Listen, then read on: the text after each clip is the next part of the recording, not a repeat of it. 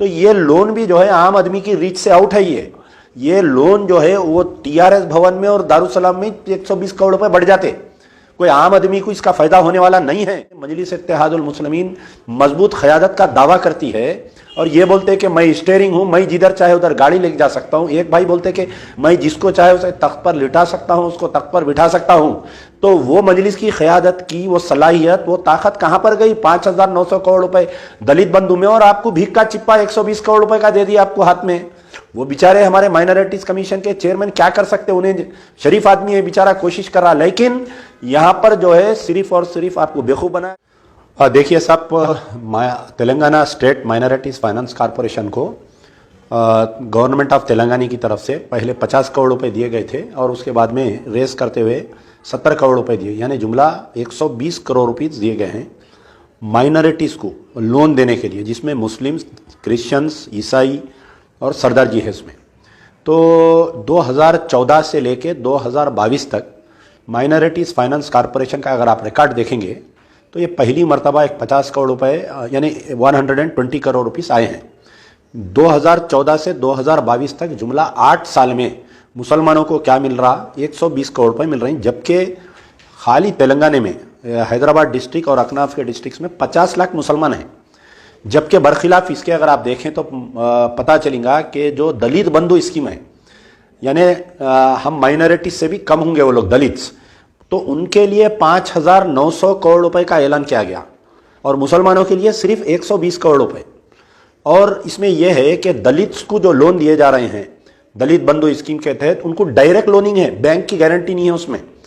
Directly कोई भी दलित जाकर जो है कंसर्न कलेक्टर का ने अपना दावा पेश करके एक फैमिली 10 लाख रुपए का लोन ले रही, वहां पर उनको ट्रैक्टर दे रहे हैं, उनको फील्ड में काम करने के लिए जमीन दे रहे हैं, उनको हर वो चीज कर रहे हैं।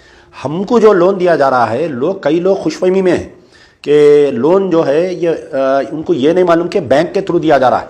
अब जैसा अब आपको 50,000 रुपए के लिए आप लोन के लिए सबमिट करेंगे तो 20,000 रुपए माइनॉरिटी फाइनेंस कॉरपोरेशन देंगी, पूरे 20 भी नहीं देते, उसमें वो 17,000 का चेक देते खाली, और बैंक जो है 20,000 रुपए आपको देना, 10,000 रुपए आपका शेयर है। तो ऐसा 1 लाख रुपए का एक लोन दे रही, 2 लाख रुपए का एक लोन दे रही। तो बैंक आप बताइए कौन मुसलमानों को बैंक 20,000 रुपए का लोन देता? बताइए आप।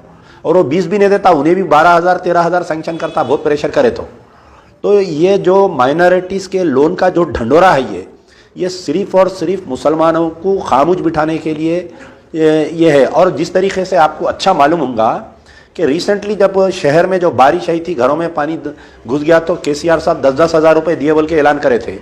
किसको मिले आप 10,000 रुपए? वो जो पुराने शहर में मजलिस इत्तेहादुल मुस्लिमीन के कारकुन हैं उनको मिले पैसे, और जो तेलुगु देशम के वर्कर, टीआरएस के वर्कर्स हैं उनको मिले। तो ये लोन भी जो है आम आदमी की रीच से आउट है। ये लोन जो है वो टीआरएस भवन में और दारुसलाम में 120 करोड़ रुपए बढ़ जाते, कोई आम आदमी को इसका फायदा होने वाला नहीं है।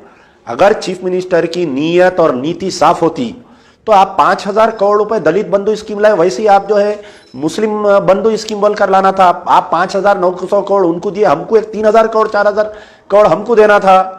तो कहां पर है आज? देखिए मजलिस इत्तेहादुल मुस्लिमीन मजबूत क़यादत का दावा करती है और ये बोलते कि मैं स्टीयरिंग हूं, मैं जिधर चाहे उधर गाड़ी लेके जा सकता हूं। एक भाई बोलते कि मैं जिसको चाहे उसे तख्त पर लिटा सकता हूं, उसको तख्त पर बिठा सकता हूं। तो वो मजलिस की क़यादत की वो सलाहियत, वो ताकत कहां पर गई? 5,900 करोड़ रुपए दलित बंधु में और आपको भीख का चिप्पा 120 करोड़ रुपए का दे दिया आपको हाथ में। वो बेचारे हमारे माइनॉरिटीज कमीशन के चेयरमैन क्या कर सकते हैं? उन्हें शरीफ आदमी है बेचारा, कोशिश कर रहा, लेकिन यहां पर जो है सिर्फ और सिर्फ आपको बेवकूफ बनाया जा रहा है। ज्यादा खुशफहमी में रहने की जरूरत नहीं है। अपने अपने कंसर्न एमएलए को सवाल करो, जो भी मुस्लिम एमएलए है, टीआरएस के मुस्लिम एमएलए को, एमएलसी को, चेयरमैन को, सबको आप लोग सवाल करिए।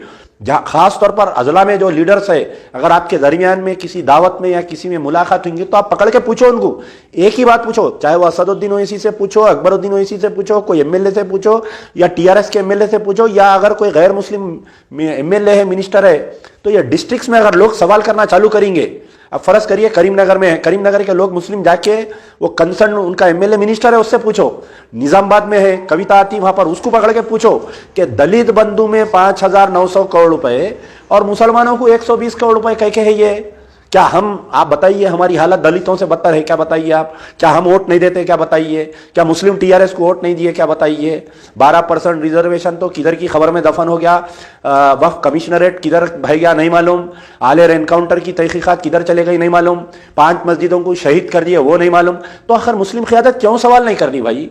ये मुस्लिम एमएलए एमपी जाके चीफ मिनिस्टर का गिरेबान क्यों नहीं पकड़ रहे हैं? आप बताइए। हमारा मुतालिबा है कि ये 120 करोड़ रुपए, ये भीख का चिप्पे की जरूरत नहीं है हमारे को। अगर गवर्नमेंट सीएम केसीआर केटीआर की अगर नीयत साफ है तो हमारे को भी जो है मुस्लिम बंधु स्कीम के तहत 5,000 करोड़ का ऐलान करिए, तो आप मुसलमानों के वोटों के हकदार रहेंगे।